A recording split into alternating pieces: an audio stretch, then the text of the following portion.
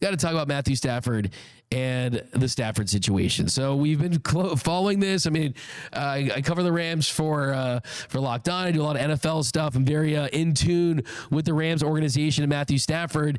And I have to say, this one kind of threw me for a little bit of a loop. And we learned today that Tom Brady, minority owner of the Las Vegas Raiders, and he is involved in the team's decision making. Well, he has been taking their quarterback situation in his own hands, and their top target appears to possibly be, at this point, Matthew Stafford. According to Jordan Schultz of Fox Sports, Tom Brady recently hosted Matthew Stafford at his home in Montana and took the Rams quarterback skiing. Schultz reported that Brady has been, quote, actively trying to convince Stafford to join the Raiders, and their conversations are ongoing.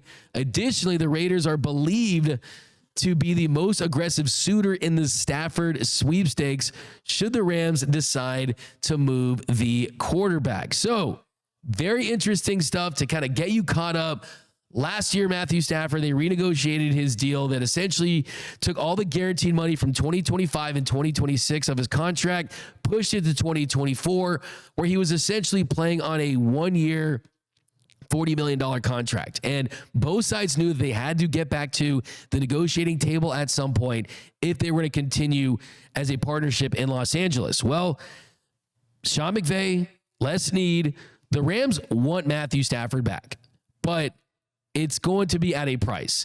It's not a blank check for Matthew Stafford. And what they did was they allowed him and his agent, Jimmy Sexton, to communicate with other teams. And based on that communication, they wanted to gauge his market value. So what I've been saying is basically they are encouraging legal tampering.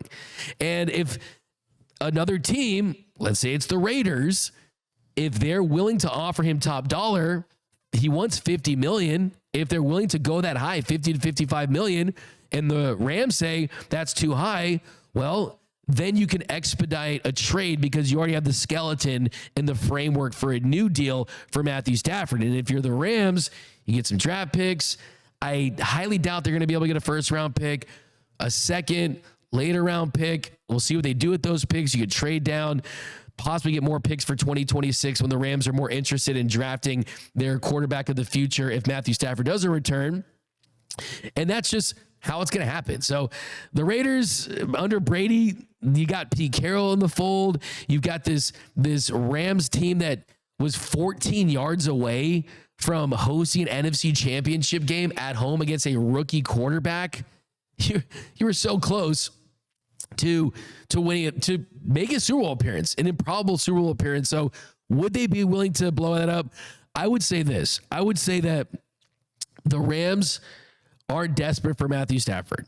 They want him back. They think that he gives them the best chance to win next year, but they also know that they have had a lot of success in the draft for the last couple of seasons, drafting guys like Kobe Turner and Byron Young and Puka Nacua, who was their 4th pick in the 5th round, right? Last draft, you get Jared Verse and Braden Fisk.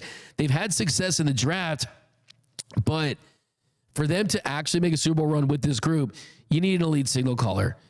Would you pivot to an Aaron Rodgers? Would you be okay with Jimmy Garoppolo as your quarterback? It's possible, but I still think if the Rams are serious about winning the Super Bowl in 2025 and they're truly all in on the roster they put together, then they have to bring back Matthew Stafford. But J-Rob, curious to hear what you have to say about the Raiders. Well, I mean, I love the decision by Tom Brady because he's very aware of, what the Raiders need in order to build towards their future and really just being a more respectable franchise in terms of being able to win.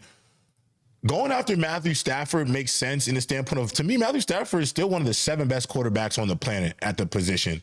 I think people fail to realize or don't put in perspective that the Rams, to start the year, the first 8 games of the season, I think, D-Mac, we all figured the Rams weren't going to the playoffs. The offensive line was bad. The defense wasn't great at the time. Both your wide receivers were out due to lower extremity injuries. And for them to be a penalty away from knocking off the Eagles potentially in the NFC Championship, I don't understand why we're moving off of Matthew Stafford. for the same excuses that we give to older quarterbacks who can't flourish without great offensive lines and lack of run game, i.e. Aaron Rodgers or Kirk Cousins, Matthew Stafford did it a season ago and put his team in a position to go to a Super Bowl or an NFC championship, might I say. So I feel like it's a great move for the Raiders to bring in that veteran quarterback because, in my opinion, despite him being in his 17th season of the NFL, Matthew Stafford is still one of the best quarterbacks at the position, can still spin it at a high level. And if you can get him some better protection through free agency and the draft, I don't know why he's not competent enough to put you in a situation to win. He's already shown you he's capable of doing that. He's played big in big moments. I thought even in the playoffs, he doesn't have to have a 300-yard passing game to be effective. It's about how you're able to move the sticks, get first downs, finish drives. The Rams, to me, have their quarterback. I don't know why they're going to move him. However, if he is moved, I think the Raiders are a great selection. I think the Giants are a great destination. And if I'm the Rams, if I'm moving off Matthew Stafford, it's not to bring in Aaron freaking Rodgers. It's not to have Jimmy Garoppolo be the starter. I hope the decision is to maybe get somebody in the draft. Maybe you like a young quarterback, a Joe Milton out of New England, maybe a Justin Fields. There might be something there. Maybe you want to bring in Sam Darnold, which I could understand. But if it's not to get younger at the position and go lateral and get an Aaron Rodgers or something, it just wouldn't make sense to me. I feel like the Rams are making this harder than it needs to be. You have a quarterback. Pay him his money. It's okay. The market for a starter-level quarterback who can win football games, win playoff games, it really starts at $50 million. And if you could get him for 3 years, $130, then you right under what the line is. So I don't see how it's not a bargain if you're the Rams.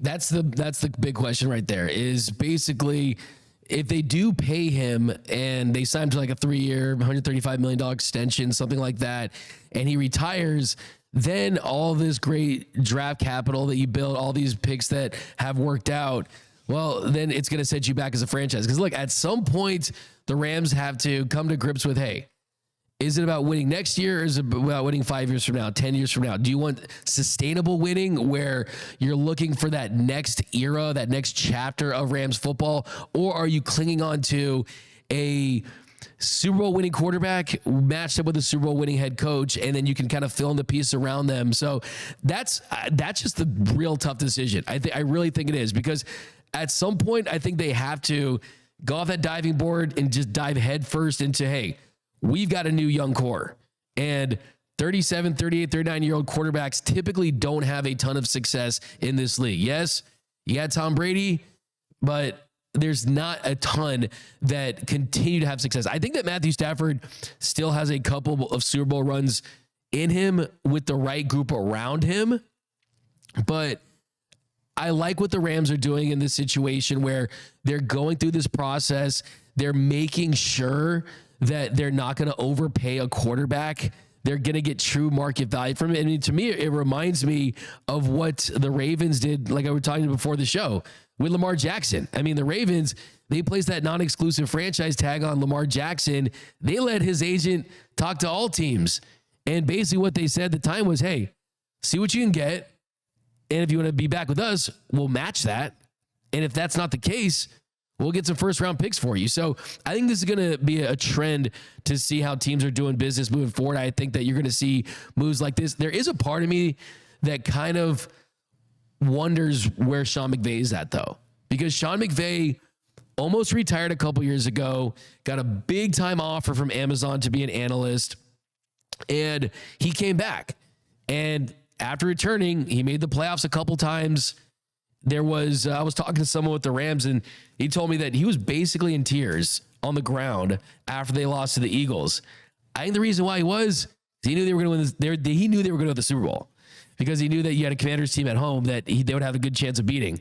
So is he desperate for like a Super Bowl like next year, or does he want to kind of do that process where you are ushering in a new era of Rams football? I think that's kind of a big question because you got to keep him happy. So bottom line is, if McVay wants Stafford back, then you should bring Stafford back because keeping him happy is big time. I venture to, I've said this before, I'm curious if you have to say about this, J-Rob, that if you're going to draft NFL head coaches and put all 32 of them on the table, then I think Sean McVay would be the first pick. No question, the first pick. I mean, he guarantees you 20 years of great coaching. Like, he is 100%. age-wise, potential, listen, he's a prodigy. He's 38. Yeah, he to me is the NFL's first prodigy as a head coach because of how young he came into it. Like, it just doesn't happen. The only coach that I could think in modern day football that is this young, that was that young to be a head coach is Kenny Dillingham for Arizona State. That's, what is he, like 32, 31? Yeah. So it's like, these are feisty too. Feisty, yeah,